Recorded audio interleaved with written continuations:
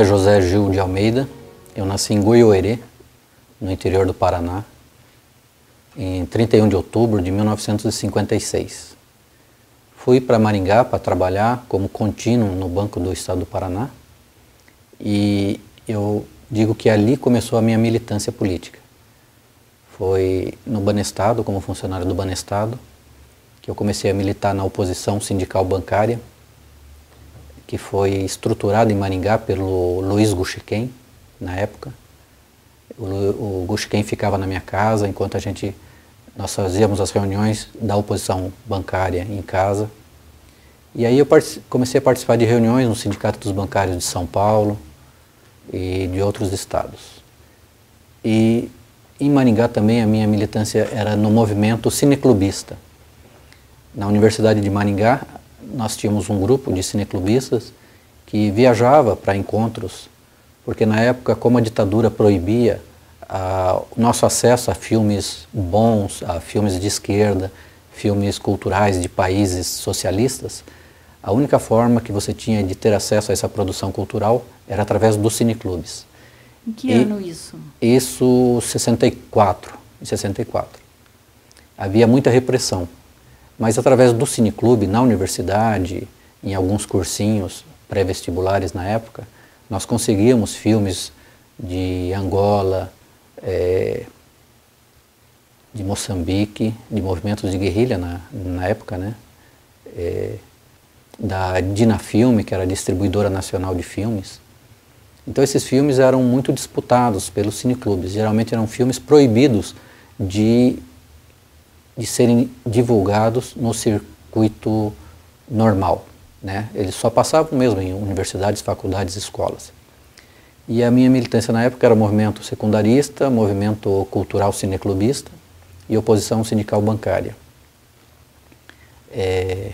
Na verdade, a oposição bancária entra 10 anos depois, em Maringá. No início foi só o movimento...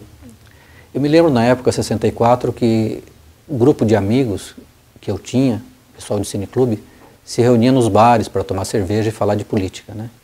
Nós tínhamos em Maringá como referencial o Dr. Horácio Racanello, o Laércio Souto Maior. O Laércio era preso político, tinha sido preso 2 ou 3 vezes. E o nosso ponto de encontro, de discussão política, era no escritório de advocacia do Laércio e no escritório do Horácio Racanello. Ali que nós encontrávamos apoio, né, enquanto estudantes secundaristas, a gente tinha uma proteção jurídica desses 2 advogados, né? Às vezes que nós fomos presos por pichar nos muros de Maringá, no centro, abaixo da ditadura, foram os 2 advogados que iam soltar e defender os estudantes de Maringá, na época, né? Eu me lembro que a gente se reunia nos bares da época e o grande assunto era a guerrilha do Araguaia. Todo estudante secundarista de Maringá na época queria ir para a guerrilha do Araguaia. Mas era tudo uma viagem, porque era impossível de ir se você não tivesse ligado ao partido, se você não fizesse parte do movimento. Mas era o sonho, era o ideal dos jovens secundaristas, que eu me lembro, com os quais eu tinha amizade na época, de ir para o Araguaia, lutar no Araguaia contra a ditadura militar, pegar em armas para defender a democracia, né? Nós acompanhávamos através de jornais como o Jornal Movimento, diversos jornais de esquerda na época, a gente ficava sabendo dos casos de tortura, de perseguições, né? Eu me lembro que eu fui para São Paulo uma vez e no Largo São Francisco houve uma manifestação e a polícia chegou descendo o cacete e nós tivemos que fugir, né, pegando táxi.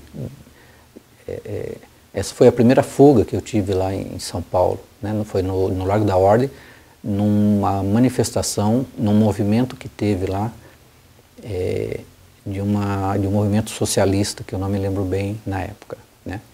Mais para frente o nosso grupo, esse grupo cultural, entrou na OSI, alguns anos depois, na Organização Socialista Internacionalista, a popular Libelu, né? Então a gente fumava muita maconha e lia muito livro de esquerda e ia em muitas festas, né? E esse era o padrão, a militância na época, né? Quantos eram? Você lembra mais ou menos? Quantas pessoas desse grupo? Olha, no grupo que nós tínhamos lá, que era da Universidade de Maringá, do movimento cineclubista, era em torno de 20 pessoas. Desses 20 que entraram para a Libilu, foram 11 ou 12 só, né? E desses 11 ou 12 também, 3 ou 4 foram expulsos por indisciplina. Você já fazia faculdade, alguma coisa? Você era ainda secundarista? Não, ainda estava no segundo grau, E aí era pichação, Pichação, era panfletagem, era mobilização, né? Depois, alguns anos depois, eu fundei a oposição sindical bancária de Maringá. Essa oposição sindical bancária era muito militante. Para você ter uma ideia, na greve do ABC, nós reunimos diversos sindicatos na Praça Raposo Tavares para manifestar solidariedade aos grevistas do ABC. E o nosso movimento era muito porra louca. A gente defendia, imagina que em plena Praça Raposo Tavares, eu me lembro que eu fui com a professora Adenir conversar com o comandante da Polícia Militar, porque você só podia fazer um ato público se tivesse autorização da Polícia Militar. E eu fui com a professora Adenir, da Associação dos Professores do Paraná, em Maringá. E o comandante falou, não, vocês não vão fazer esse ato em solidariedade à greve do ABC, porque esses grevistas são subversivos. Você lembra o nome do comandante? Tem um tal de Lula. Não me lembro. Tinha um tal de Lula. E eu ia tinha um Lula que era muito subversivo e que eles não iam permitir que nós fizéssemos isso em Maringá. E nós dissemos, não, nós vamos fazer. Com ou sem autorização, nós vamos fazer. E quem fundou o Sindicato dos Vigilantes Bancários em Maringá foi a oposição sindical bancária. Era o nosso pessoal, os nossos militantes. E nós fomos para a praça com o Sindicato dos Vigilantes, que estavam em greve na época, né? E os policiais cercaram a Praça Raposo Tavares, onde nessa manifestação não tinha muita gente, tinha umas 80 pessoas. E um tenente da Polícia Militar veio e disse para nós, para os organizadores, disse, olha, vocês saiam da praça, porque nós estamos armados e nós vamos tomar providências. Aí o presidente do Sindicato dos Vigilantes escutou aquilo e foi lá, conversou com os vigilantes e voltou em grupo e falou assim, bom, se vocês estão armados, nós também estamos armados. E puxaram os revólveres e apontaram para cima. Aí o tenente olhou, telefonou para alguém, não sei o quê, virou as costas e foi embora. Essa fundação do Sindicato dos Vigilantes de Maringá foi uma luta muito radical, muito porra louca. Para você ter uma ideia, a greve dos vigilantes, a oposição sindical bancária ia para as agências para convocar os vigilantes, tirar o vigilante da agência e levar para a rua, porque os vigilantes não estavam acostumados com essas greves. E os estudantes secundaristas de Maringá, o pessoal da oposição sindical bancária também, estava acostumado, porque a gente tinha ido para São Paulo diversas vezes, tinha visto o quebra-quebra, o pau em São Paulo, então a gente voltou assim com uma prática, né? E para você ter uma ideia, a gente entrava nas agências e tirava os vigilantes para a greve. O vigilante não queria sair, não, você vai sair, você vai, e puxava pelo braço e tirava para a greve. Então era uma coisa assim, sui generis, né, que aconteceu lá.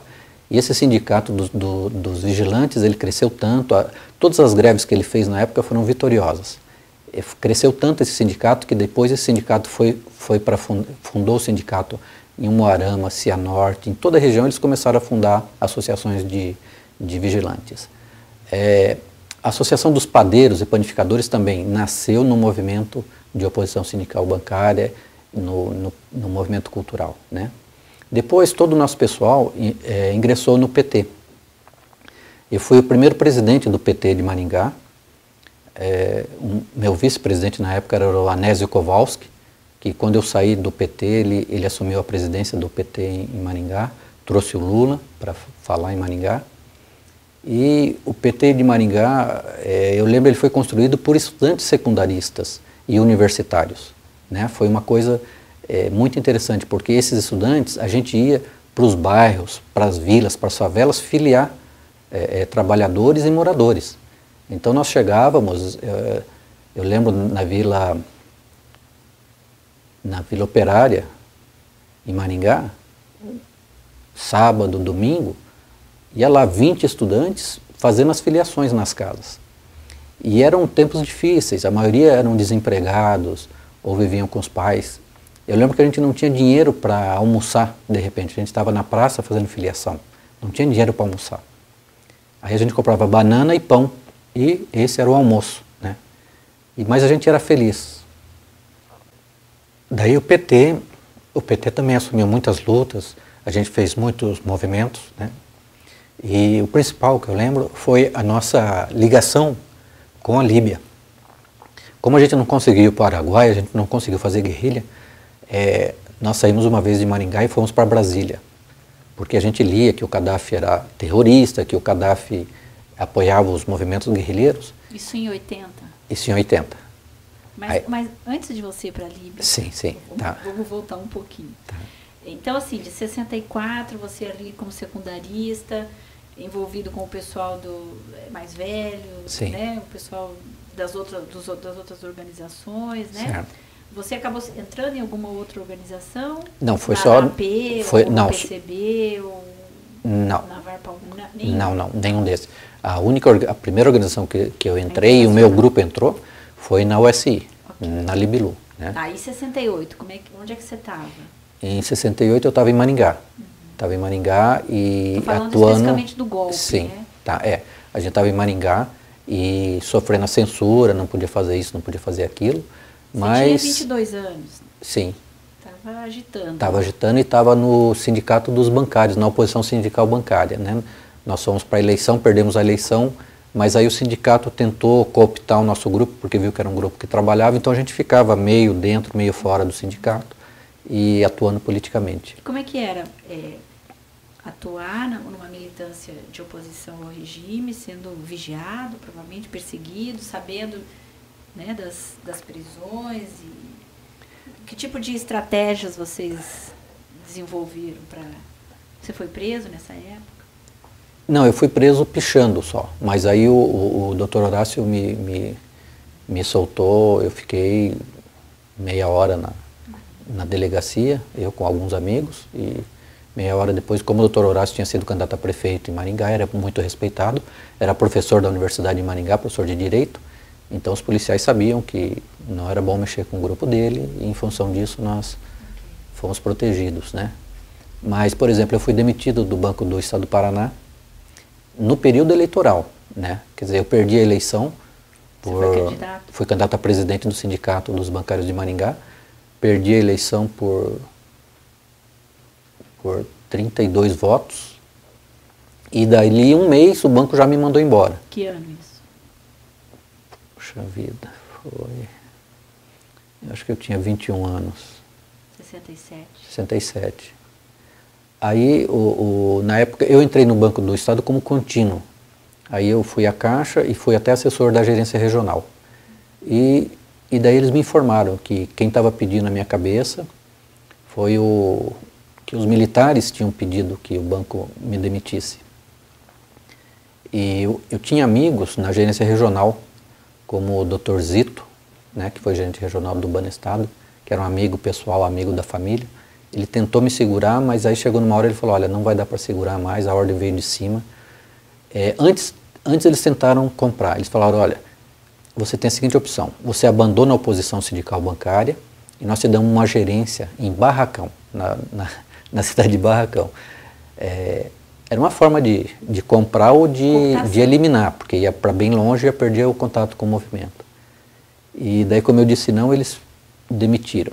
Como eu tinha estabilidade, né, sindical, por ser candidato a presidente durante um ano, eu ganhei uma indenização muito boa. Até o Edésio Passos foi meu advogado na época, e eu ganhei uma indenização que equivalia a um ano de estabilidade. Eu peguei esse dinheiro, que na época era muito para mim, e havia um encontro do Intois no Rio de Janeiro. Eu aluguei um ônibus, né, com esse dinheiro e levei sindicalistas de Maringá para o Intois. O que é esse? O Intois é o antecessor da CUT, foi o primeiro passo. Primeiro foi o Intois, encontro dos trabalhadores, depois veio a CUT. Esse encontro foi realizado na Baixada Fluminense. Você pegou toda a sua indenização? Eu peguei toda a indenização, desempregado, morando em casa com a mãe, né, pais desquitados, e paguei o ônibus e lá fomos um monte de sindicalistas, vigilantes, estudantes, bancários para o Rio de Janeiro. E a primeira vez que o pessoal foi para Copacabana, e aí já fizemos turismo também, né? E agora o que eu me lembro na época é que havia era uma luta muito difícil. Por exemplo, nós fazíamos muitos atos públicos na Praça Raposo Tavares, que é a praça principal em Maringá. E nessas manifestações nós fazíamos de solidariedade aos operários do ABC, nós fazíamos de solidariedade à Palestina.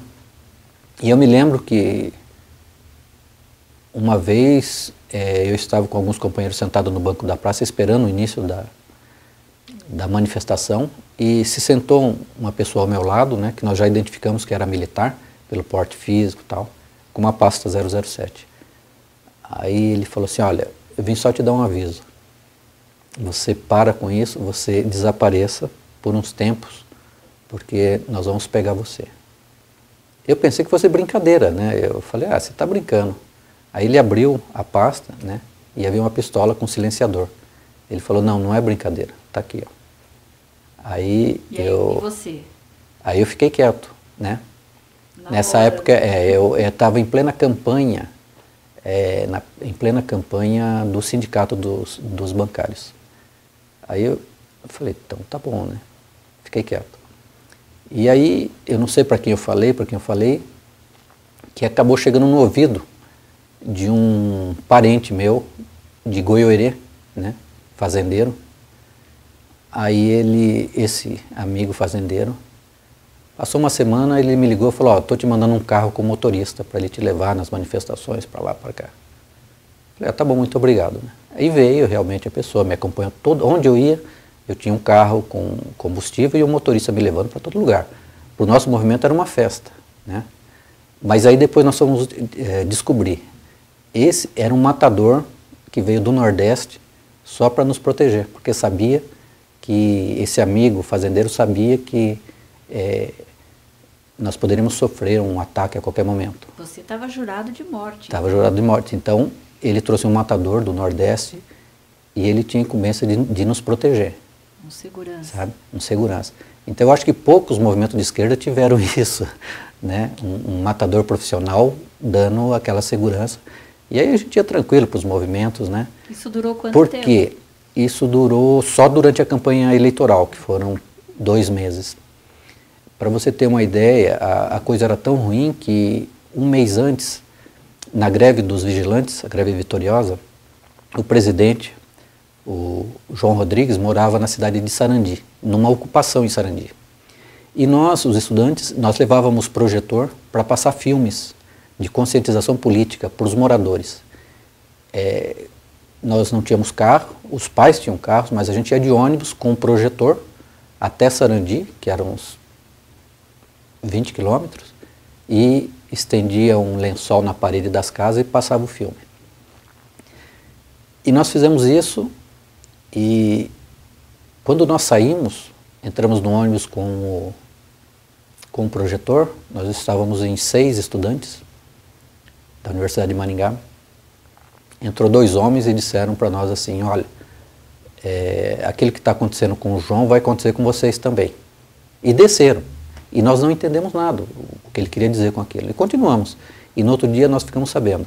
A hora que nós saímos, que entramos no ônibus, um carro parou em frente à casa do João e efetuaram mais de 20 disparos de bala contra a casa do João. Ele, o presidente da Associação dos Vigilantes de Maringá.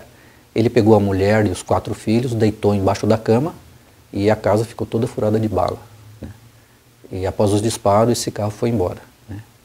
Então era um clima muito tenso e eu lembro que essas coisas eram comuns na época, mas nós achávamos que não havia problema, que não ia acontecer conosco. Né? A gente tinha certeza que ia acontecer com os outros, conosco não ia acontecer. Então a gente continuava na militância. Da juventude, né? O jovem tem essa noção, não tem essa noção exata do perigo que está correndo. Exatamente. E nós éramos muito porra louca. Se a gente tivesse acesso a armamento na época, com certeza a gente teria feito merda, né? Porque A cabeça não era muito boa na época, né? Mas de bom que a gente tinha era a solidariedade, a resistência democrática, né?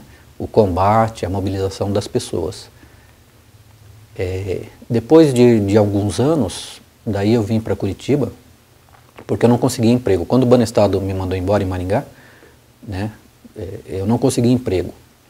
Eu precisava trabalhar, porque eu morava com a minha mãe, mas todo lugar que eu ia, fazia ficha, passava, na hora de contratar, não conseguia. Porque o nome estava na lista negra, havia uma lista negra que... Aí eu vim para Curitiba para trabalhar. Em que ano você veio? Foi em 74. Eu vim para Curitiba para trabalhar na Assembleia Legislativa com uma tia que era deputada do PMDB, Amélia Rusca. Aí a coisa mudou, porque aí eu trouxe também comigo alguns cineclubistas da região de Maringá, e aí nós fundamos a Federação Paranaense de Cineclubes, organizada em 11 municípios do Paraná. E o pessoal de Curitiba, que era do movimento, quando eu vim, o pessoal que eu tinha amizade aqui estava no movimento anarquista. Aí eu saí do PT para ingressar no movimento anarquista. Só que o movimento anarquista tinha duas correntes aqui também. Tinha a corrente cadafista e a corrente bakuninista. E aí eu entrei para a corrente cadafista, que via no Gaddafi na época uma possibilidade de um governo de democracia direta, que foi o que a gente viu na Líbia. E aí virou uma loucura. Aí a gente ia todos os anos para a Líbia. Eu fui 19 vezes para a Líbia. E esses cineclubistas, esses jovens, a maioria fez treinamento militar na Líbia, conviveu com movimentos guerrilheiros lá de diversas partes do mundo que iam fazer treinamento na Líbia. O pessoal do Mandela, por exemplo, fazia treinamento militar num quartel anexo ao nosso em Trípoli, que era o quartel Movimento Internacionalista, que era financiado pelo Gaddafi e fazia reuniões em diversos países. Aí a coisa evoluiu. Mas em Curitiba, na época, com a repressão, o nosso movimento aqui começou a ser visado também, né, e a ser perseguido. Mas era uma época que, como o nosso pessoal, de repente, o pessoal daqui tinha dinheiro, era comum o nosso pessoal andar, por exemplo, com uma pistola embaixo do braço e um 38 na perna, pronto para o enfrentamento. A gente dizia o seguinte: nós não seremos torturados, nós mataremos ou morreremos, mas não seremos torturados. Essa era a nossa filosofia. Quem eram essas pessoas do seu grupo? Esse grupo eram cineclubistas, de diversos cineclubes de Curitiba, né? Esses cineclubistas, nós tiramos aqui em 1980 o primeiro encontro nacional anarquista. Nós fizemos no diretório do DANC, e você imagina, em 80, veio movimentos anarquistas do Brasil inteiro. Tinha uma média de 200 pessoas. Eu lembro que na época o que a gente dizia é o seguinte, é que no plenário do movimento anarquista, a metade dos participantes tinha 200, 100 estavam armados. E perigosos. E perigosos e loucos para fazer merda. E eu me lembro que houve um quebra-pau, um debate entre o responsável da ala militar dos anarquistas, cadafistas, com um anarquista da Universidade Federal. E eles bateram boca e marcaram de se encontrar na reitoria à noite. E eles foram para o encontro. Mas aí os cadafistas estavam todos armados e os anarquistas da Federal, nenhum tinha armamento. Então a briga não aconteceu, foi só colocar para correr mesmo, né? Tá, e que tipo de ideologia ou filosofia vocês discutiam? Tá. E que tipo de ação vocês pregavam? Tá, mas só para... a coisa era tão organizada que durante a noite, esse que bateu boca com o cadafista, ele sofreu uma vingança turca dentro do ônibus. A vingança turca é esfaquear a bunda, né? Que é muito dolorido e a pessoa fica muito tempo se arrependendo daquilo que fez. E esse estudante da Federal foi esfaqueado dentro do ônibus na bunda. Nada grave também, né? Mas a filosofia nossa dos anarquistas, além de Kropotkin, Bakunin, a gente lia muito os textos do Gaddafi, né? Que o Gaddafi defendia a democracia direta, né? O livro verde dele, por exemplo, são congressos e comitês populares. Na Líbia não tinha prefeito, vereador, deputado, não. Tinham congressos, né? Cada bairro fazia o seu congresso e para nós isso era o anarquismo, a democracia direta, o poder popular. Quando você foi para a Líbia, você encontrou isso? Quando eu fui para a Líbia, a primeira vez, eu tinha 19 anos, eu fui com 11 companheiros de Maringá e de Curitiba, e foi o que nós vimos lá. Eles estavam construindo esse processo, né, na Líbia. As pessoas, nós dizíamos que na Líbia as pessoas tinham as armas, e realmente a pessoa tinha o armamento em casa, né? Então não dava para fazer um governo ditatorial onde o povo está armado. Agora, ultimamente, quando caiu a Líbia, aí é uma outra discussão, a coisa caminhou para um outro lado, né? Da década de 70, né? Sim, Na década de 70, o que a gente viu na Líbia foi realmente uma tentativa, o apoio popular, o povo na rua, o povo em armas, construindo um país socialista, libertário e financiando movimentos guerrilheiros no mundo inteiro, né? Isso era muito, muito interessante. Você encontrava gente do mundo inteiro lá, recebendo a Nicarágua, por exemplo, o pessoal ia para lá, fazia treinamento e as organizações recebiam muita ajuda financeira da Líbia, né? Eu lembro que eu conheci o Evo Morales na Líbia, era um garotão, tinha 18 anos na Líbia e ele começou a trabalhar na Bolívia, né, com os cocaleiros. E eu lembro que um dia que ele foi embora, o Gaddafi veio com um cheque, com dinheiro, com 50 mil dólares e deu para o Evo Morales para fortalecer a associação dos cocaleiros na Bolívia. O pessoal da Nicarágua, então, em plena guerrilha da Nicarágua, eles recebiam muito dinheiro, muito apoio financeiro do Gaddafi. As reuniões que eram feitas na Líbia com esses movimentos eram muito interessantes, eram em tendas na beira da praia, e ali você encontrava gente do mundo inteiro, era muito, muito interessante, né? E com esse movimento... Você que vinha de uma ditadura, né? Você que ia para lá com a experiência de uma ditadura sem liberdade e que também tinha o apoio do povo, né? Porque a gente sabe que a Revolução de 64 teve o apoio popular, né? Não te parecia estranho você chegar lá e ver uma outra situação, essa figura populista, né? Porque o Gaddafi ele era populista, né? Em gênese, né? Ou eu estou enganada? Olha, aquilo que nós vimos na Líbia, né, foi uma coisa diferente de tudo aquilo que a mídia passava aqui, né? O que nós vimos na Líbia foi um jovem idealista. O Gaddafi era um jovem idealista. Com 17 anos ele foi estudar em Londres, ele fez academia militar na Líbia e depois foi para Londres para fazer especialização, e ele se vestia como um árabe na Líbia, em Londres. E as autoridades inglesas o prenderam por isso, porque ele era inflamado, ele fazia discurso. O Gaddafi é um beduíno que saiu da tenda do deserto e assumiu um papel que ele jamais sonhou na vida. A diferença que a gente via, a ditadura aqui no Brasil era uma ditadura das elites, era uma ditadura dos latifundiários, dos setores mais reacionários da sociedade, oprimindo a população, escravizando, explorando e torturando, e prendendo e massacrando os verdadeiros líderes populares do nosso país, né?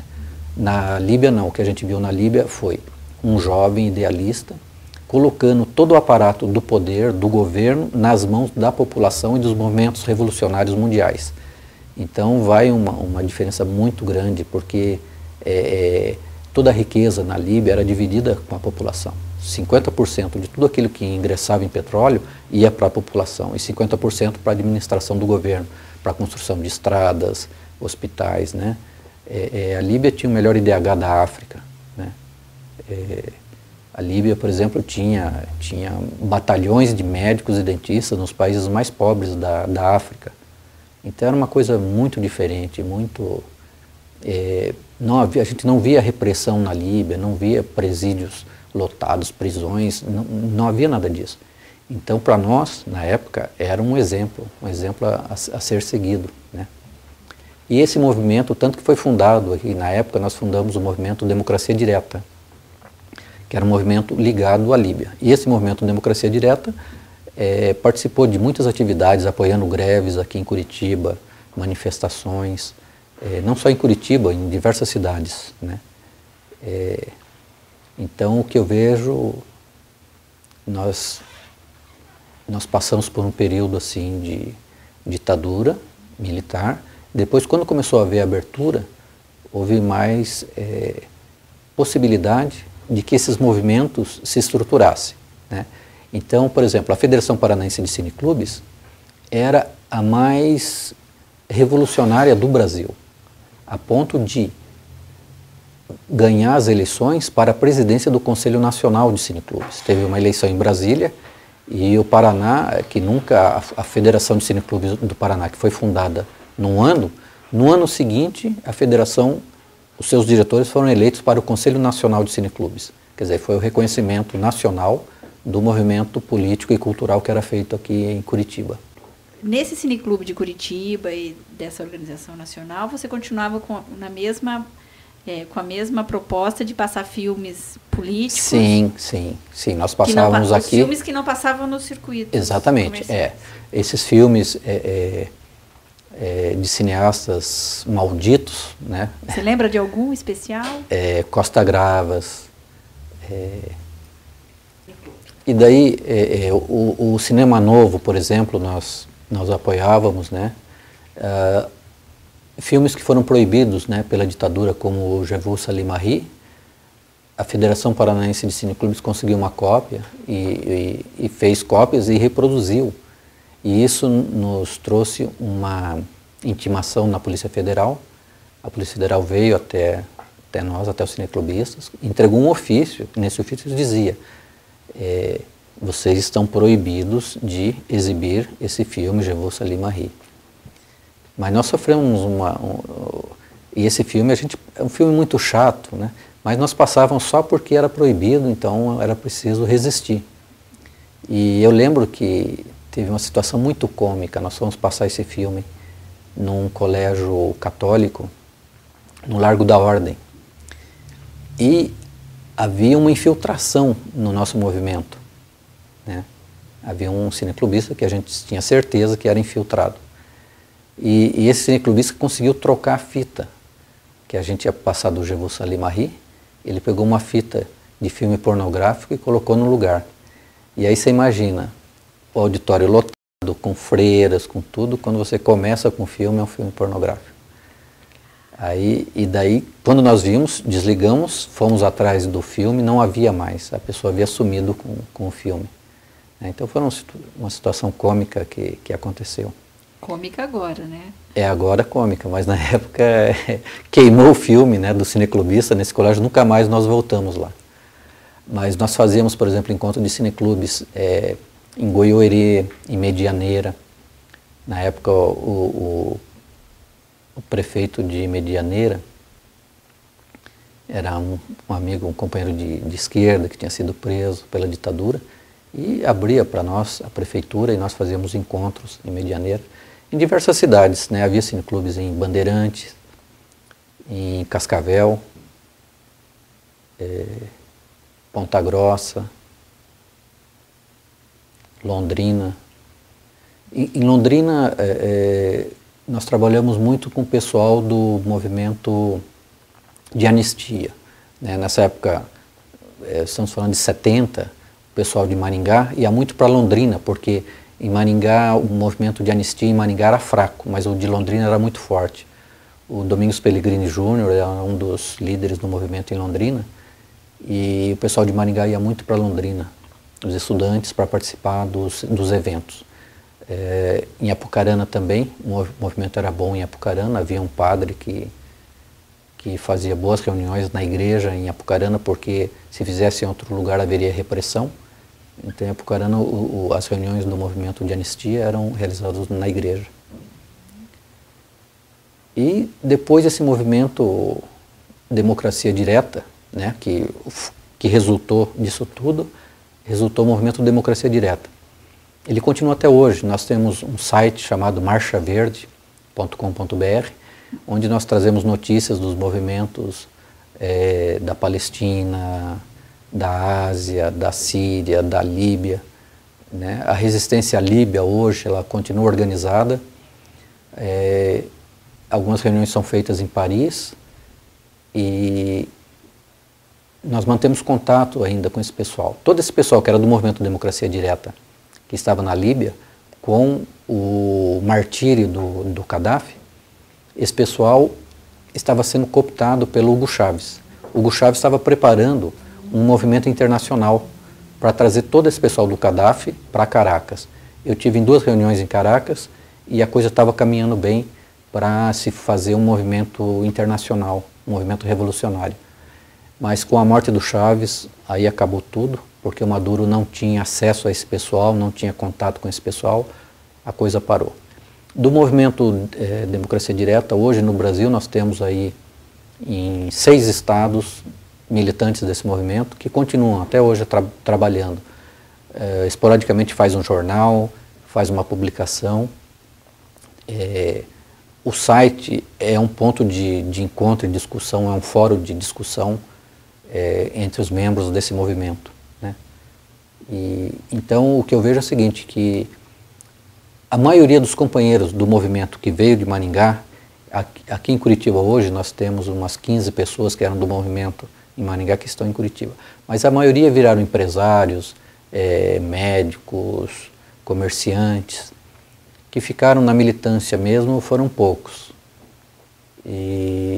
Mas esses que foram, eles nunca deixaram de ser, porque quando nós fazemos algum evento, por exemplo, às vezes nós trazemos alguns companheiros da Coreia do Norte, e daí esses que foram do movimento, mesmo sendo empresários, advogados de sucesso, eles vêm para as reuniões e, quer dizer, eles nunca deixaram de ser. E até hoje eles defendem a herança cultural e política e revolucionária do Gaddafi, a importância do Gaddafi na história política mundial. E o nosso movimento publicou aqui em Curitiba 6 livros sobre a Líbia. Publicamos 2 livros sobre o general Lino Oviedo, que embora fosse nacionalista, ele enfrentava os americanos, né, e por isso ele foi assassinado no Paraguai. Quando ele estava preso, quando ele foi preso em Foz do Iguaçu, ele ficou preso num quartel em Brasília durante 2 anos. E o nosso movimento, nós íamos uma vez por mês visitar o general na prisão em Brasília, conseguíamos entrar e fizemos 2 livros sobre a vida dele. Era uma pessoa que nós víamos capaz de construir o movimento Democracia Direta no Paraguai. Embora sendo um militar nacionalista, mas ele tinha uma visão que o inimigo maior era o imperialismo americano, né, que é o responsável por todos os golpes militares que tiveram no Paraguai. Então, eu vejo assim que hoje os companheiros que foram desse movimento, né, que foram do movimento em Maringá, que foram aqui em Curitiba, existe uma ligação. Essa ligação jamais vai ser rompida, porque é uma ligação em cima da verdade. Ela foi construída com amizade, né, com solidariedade. Então ela jamais vai ser rompida, isso daí. E enquanto a gente tiver força, a gente vai seguir na luta, né, vai continuar, porque a luta nunca acaba, né? A guerra é eterna, e a gente sabe disso, que quando a gente tiver velhinho, se não tiver forças, daí não vai ter como, mas enquanto tiver forças, a luta continua, né? Quando foi a última vez que você esteve na Líbia? Eu estive na Líbia 6 meses antes da guerra, em 2002. 6 meses antes eu estava na Líbia e já percebia, os órgãos de segurança da Líbia já sabiam que haveria uma guerra de ocupação da Líbia. Então foi um momento muito triste, porque você via no semblante das pessoas uma tristeza, uma preocupação, porque eles sabiam que eles não conseguiriam vencer a maior força militar do planeta. Em 86, quando teve o ataque à Líbia, quando os Estados Unidos atacaram pela primeira vez no Golfo de Sirte, eu estava na Líbia com 13 13 brasileiros, 13 estudantes. Nós fomos para uma visita de um movimento, um encontro cultural internacional. E daí teve o ataque no Golfo de Sirte. Nós estávamos no hotel Bab el Bahr, em Trípoli, de frente para o mar, quando nós começamos a ouvir as bombas explodindo, que eram a aviação americana bombardeando Trípoli. E daí nós nos reunimos no quarto e dissemos, chamamos o líder dos líbios e dissemos, olha, nós somos voluntários para lutar contra os americanos. Ele falou, vocês são loucos, vocês não estão preparados, não sei o quê, não sei o quê, mas eu vou conversar com os militares. E conversou. E daí algum militar líbio achou que seria uma boa ideia, de repente 13 brasileiros voluntários para lutar contra os americanos, vamos entrevistar esse pessoal, vamos fotografar. E aí a televisão líbia veio, nos entrevistou, por que vocês querem lutar? E aí nós dissemos, não, porque os americanos são os inimigos da humanidade e a Líbia é um berço de liberdade, nós queremos lutar, queremos pegar em armas para lutar contra os americanos. Isso saiu na TV e no dia seguinte daí, quando os americanos recuaram, né, para o porta-aviões que estava estacionado no Golfo de Sirte, nós saímos na rua, eu lembro que nós íamos nos restaurantes, lanchonetes, e na hora de pagar, eles não recebiam. A gente tentava pagar, eles falavam, não, eu vi você na TV, você é solidário a nós, você é nosso irmão. E assim teve muitas coisas, né? E aí, a sua trajetória, pelo que eu estou percebendo, estava mais voltada aos conflitos internacionais. Sim, sim. Aí a partir de quando nós viemos para cá, para Curitiba, quando nós abrimos essa ponte com a Líbia, aí a nossa militância passou a ser toda... Quer dizer, a nível nacional, nós fazíamos eventos culturais, mostras de cinema, exposições, a gente fazia. Mas o foco principal era internacional, né? Aí nós passamos a participar de reuniões na Líbia, na Nicarágua e na Venezuela depois com o Chávez. Com o Chávez, quando o Chávez assinou a Lei da Terra, nós estávamos um grupo do movimento em Caracas. E depois... E como é que você vê essa transformação desses governos, né? Porque hoje a gente vive uma outra realidade, né? Sim. Você pega a Venezuela... É porque, assim, eu acho que é uma outra realidade, porque toda a força e o carisma dessas pessoas que você está falando, você está falando do Evo Morales, está falando do Gaddafi, está falando do Chávez, parece que quando eles morre com eles essa causa também, né? Eu lembro que nós... Talvez eu tenha uma visão muito do que a mídia passa, né? Tá. Então, você pode esclarecer um pouco melhor, já que você esteve lá em loco. Tá. Eu vejo assim, por exemplo, quando o Chávez foi preso e nós fizemos um livro, aqui o nosso movimento fez um livro sobre o Chávez, sobre a prisão do Chávez na Venezuela. E esse livro circulou em Brasília, não sei o que houve. Quando o Chávez veio visitar o Paraná, a guarda pessoal do Chávez procurou o nosso movimento e toda a estratégia de proteção do Chávez foi feita dentro do jornal Água Verde, com o pessoal do nosso movimento, onde os grupos, o pessoal da CIA se reunia em Curitiba, onde os sionistas se reuniam, né? Tudo isso nós mapeamos. Quais as rotas de transporte do Chávez, por caso de um atentado ao Chávez, onde haveria hospital mais próximo, quais as rotas de fuga, tudo isso foi tudo elaborado, né, no jornal Água Verde com os militares do Chávez e o pessoal do nosso movimento.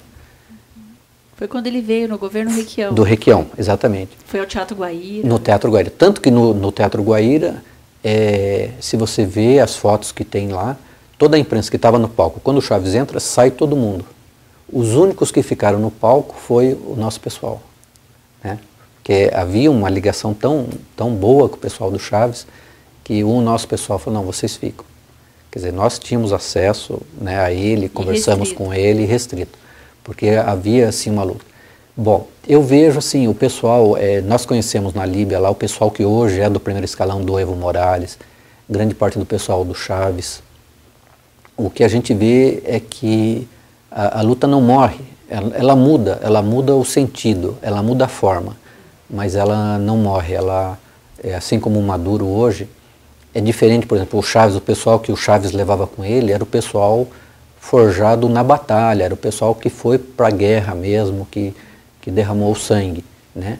O pessoal do Maduro já vem os apoiadores, vem uma segunda leva que talvez não tenha o mesmo pique, não tenha a mesma, né? Mas segue, a luta segue e é irreversível. O que você faz hoje, Gil? Hoje eu faço 2 jornais. Eu faço o jornal Água Verde, que é o jornal de bairro mais antigo de Curitiba. É um jornal que tem 24 anos de circulação, é distribuído no bairro Água Verde, Rebouças, Portão e um pedaço do Batel. Faço o jornal Mercosul, que é um jornal ligado só à política internacional. Esses 2 são meus... essa é a minha profissão, esse é o meu trabalho. 2 pequenos jornais, né? E faço o site Marcha Verde, que é o site do movimento Democracia Direta, do qual eu fui coordenador nacional e hoje eu sou coordenador estadual. Através do jornal de bairro, quando eu montei, há 24 anos atrás, não havia nenhum jornal de bairro em Curitiba. Hoje são 45, mas desses 45 se salvam 10. Você disse que você se filiou ao PT quando chegou em Curitiba, se desfiliou e se integrou ao movimento anarquista. Sim. Hoje você é filiado a algum partido? Olha, hoje eu me filiei, na época, mesmo no movimento, eu me desfiliei do partido. Hoje eu me filiei no PDT há 2 anos atrás, porque um amigo pediu que eu me filiasse. Mas não sou militante, não sou nada assim, né, do PDT. Eu gostava do Brizola, que resistiu à ditadura no Rio Grande do Sul. Essa herança do Brizola eu sempre admirei muito. Eu trabalhei pela volta dele da Europa, quando ele ficou exilado na Europa. E me decepcionei quando ele apoiou o Jaime Lerner aqui. Quando ele apoiou o Jaime Lerner, daí eu parei de admirar tanto o Leonel Brizola. Mas ele tem uma história interessante que eu acho que a gente tem que respeitar, né? A vida leva as pessoas por caminhos que às vezes as pessoas não imaginam, né? Então, vamos falar um pouco da sua passagem pelo Exército, em Brasília, em 1985. Isso. Eu servi na Guarda Presidencial. Como é que você chegou lá? Eu cheguei lá porque meu pai ele tinha sido prefeito em Goiôerê. Aí eu falei que eu queria servir o Exército. E ele tinha... Goiôerê é uma cidade que tem algumas fazendas de coronéis. Para apoiar o golpe militar de 64, os golpistas deram fazendas, que eram terras públicas, para os coronéis que apoiassem o golpe militar. E em Goiôerê, meu pai conheceu alguns desses coronéis. E como ele tinha sido prefeito, ele tinha uma boa relação. E daí, quando chegou a idade de servir o Exército, meu pai falou com um desses coronéis, e esse coronel falou, não, vai para a Guarda Presidencial, que é o que tem de melhor. Aí eu fui para a Guarda Presidencial em Brasília. Em que ano? Foi 86. Bom, chegando na Guarda Presidencial, no batalhão da Guarda Presidencial, é claro que eu fiz um grupo de amigos, né, que era gente de Maringá, de Curitiba, tinha de São Paulo, e que eram todos de esquerda, era todo um pessoal de esquerda. E um deles era armeiro. Então a gente se reunia, né? E os militares ficavam de olho em nós, porque sabia, os caras... nós recebíamos cartas de parentes. Eu tenho uma tia em Londrina, que foi da PP, sindicato, foi presa, e ela me escrevia cartas xingando os militares, e essas cartas chegavam, e eles liam as cartas antes de entregar para nós no quartel, na época. Havia essa censura. Então eles sabiam com quem eles estavam mexendo. Então nós, esse grupo de amigos, a gente dava guarda no Palácio Alvorada, Palácio do Planalto, Granja do Torto, e nós tínhamos um acordo. O presidente era o Figueiredo? Sim, primeiro ano. Nós tínhamos um acordo. Na Granja do Torto, por exemplo, que era mais vulnerável, os militares colocavam medo Falava, olha, os guerrilheiros vão vir atacar, vocês têm que proteger o presidente e quando eles vierem vocês atiram. Né? Nós usávamos FAL, fuzil automático leve, com 2 carregadores, e o nosso pequeno grupo, a gente tinha um acordo entre nós, que se os guerrilheiros viessem, nós não atiraríamos nos guerrilheiros. Esse era um acordo que nós tínhamos entre nós ali, era tipo um acordo que havia. E quando a gente dava guarda na granja no Palácio do Planalto, Palácio do Alvorada, durante a madrugada a gente ficava remexendo no lixo para ver se pegava documentos oficiais dos militares falando da repressão, sabe? E de vez em quando a gente pegava alguma coisa, alguns informes do SNI e tal, e daí a gente passava entre nós, dávamos risada e brincávamos, né? Era uma coisa interessante. E você ficou quanto tempo lá? 1 ano. Foi o período normal. E eu lembro que os militares tentavam pegar o nosso grupo. E faltando 1 mês para a baixa, eles trouxeram 3 do nosso grupo e disseram o seguinte, olha, vocês vão agora fazer um levantamento de armamentos no paiol. Nós não sabemos quantas metralhadoras tem, INAs, metralhadora INA, nós não sabemos quantas tem. Então vocês vão relacionar tudo que tem aqui, de armamento e tal. E nós tínhamos certeza que eles estavam preparando, que eles esperavam que havia, por exemplo, 28 metralhadoras, eles esperavam que a gente falasse, não, tinha 20 e desaparecêssemos com 7. Mas é claro que, primeiro que a gente não tinha contatos com movimentos guerrilheiros que quisessem armamento. E segundo que não havia condições de desviar armamento, né? Mas foi um teste. Eu lembro que eles nos deixaram lá 15 dias, mexendo em todo o armamento, relacionando tudo. E quando nós levamos, o resultado foi uma decepção para o comandante, porque os caras não foram burros, né, de desviar armamento. Porque essa era a lógica do plano deles. Mas no quartel a gente tinha informações de tortura, de alguns setores, né? Tinha um sargento que participou do Araguaia e era um torturador. Mas eu acho que o Araguaia afetou o psicológico dele, porque era um cara extremamente perigoso, era um verdadeiro psicopata.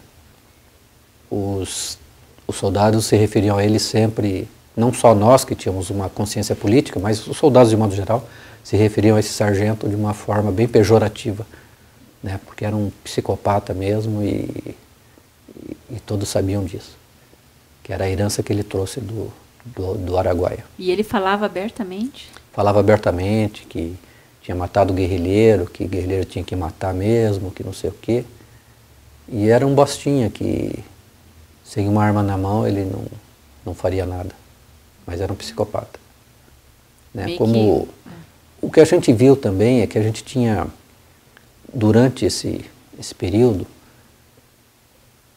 o movimento anarquista sofria muita infiltração. Os militares sempre colocavam...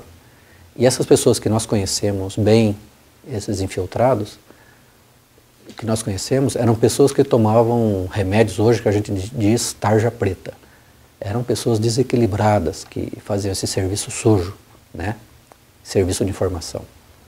Então, nós conseguimos ver isso no pessoal que atuou com a gente, que infiltrava, participava das reuniões, a gente sabia.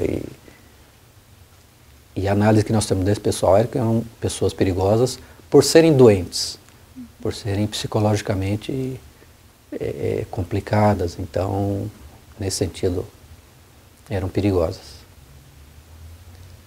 E nós sofremos diversas tentativas. Eu lembro que na Assembleia Legislativa, né, quando eu trabalhei na Assembleia,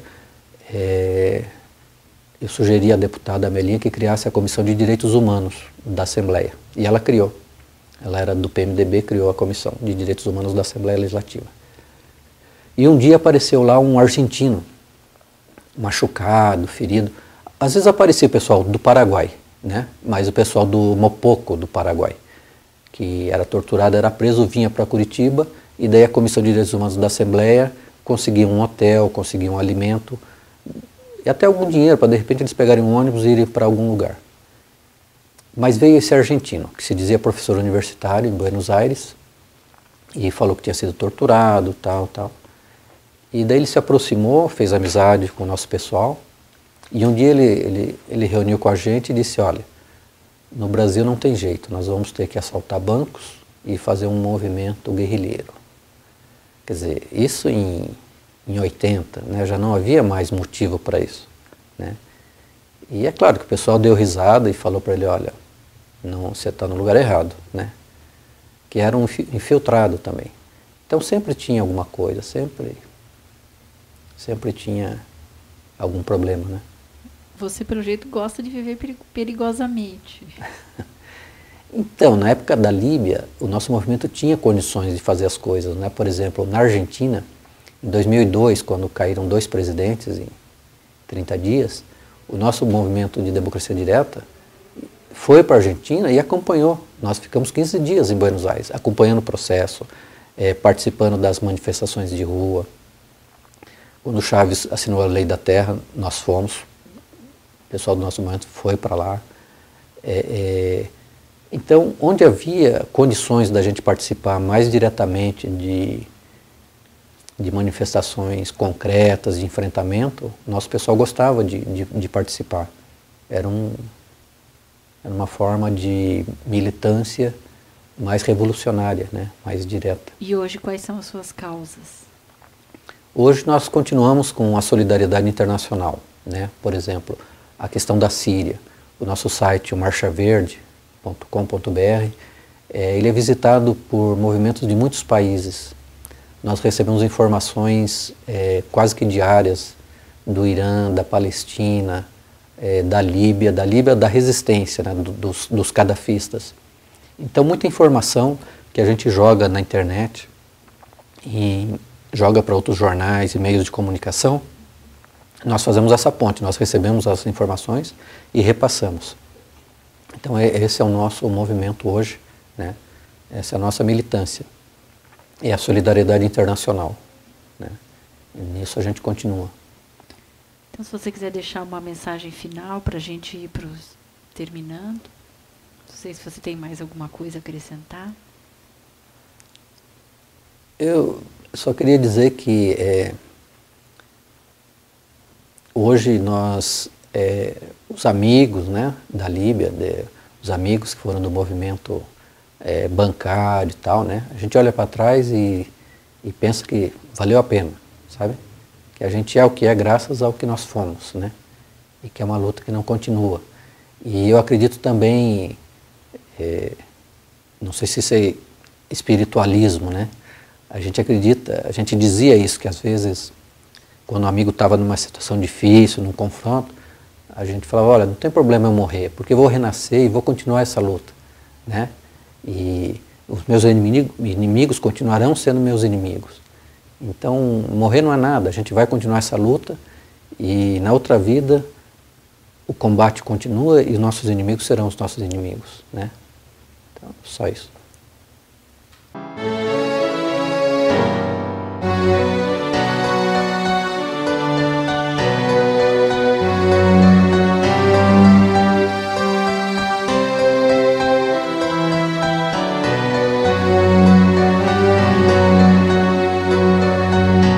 Ouça bem esta canção, ela fala pra você. Ela fala de um tempo que ninguém pode esquecer, de um tempo em que alguns homens impuseram a tirania, muitos outros responderam com a sua rebeldia. Os tiranos implantaram longa noite de terror, tentaram calar a todos, provocando muita dor. Censuraram a cultura e toda a cidadania, calaram toda a voz, promovendo a vilania.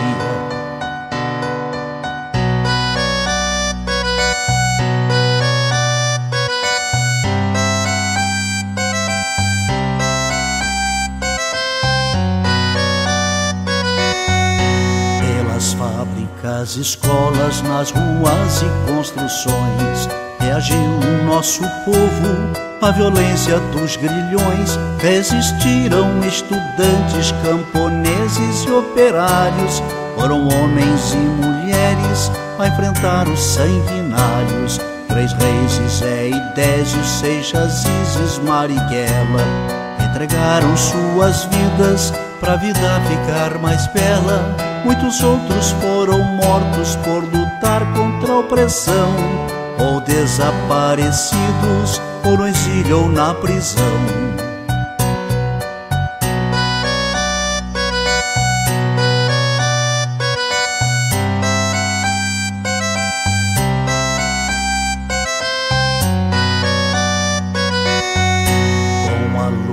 Desses homens derrotou-se o opressor.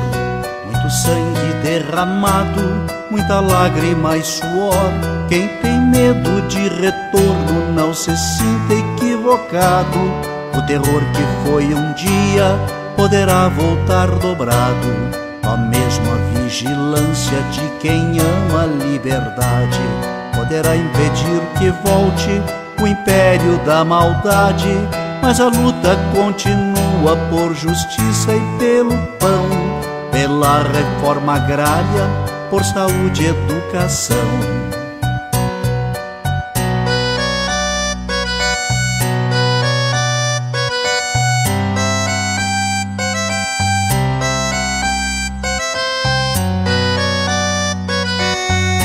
A miséria ainda se espalha, a violência é assassina. Juventude sem futuro, a história nos ensina. Só unido nosso povo vencerá a exclusão.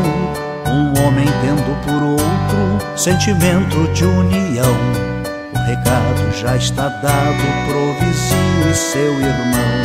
Quando a luta cai, o outro estende a mão.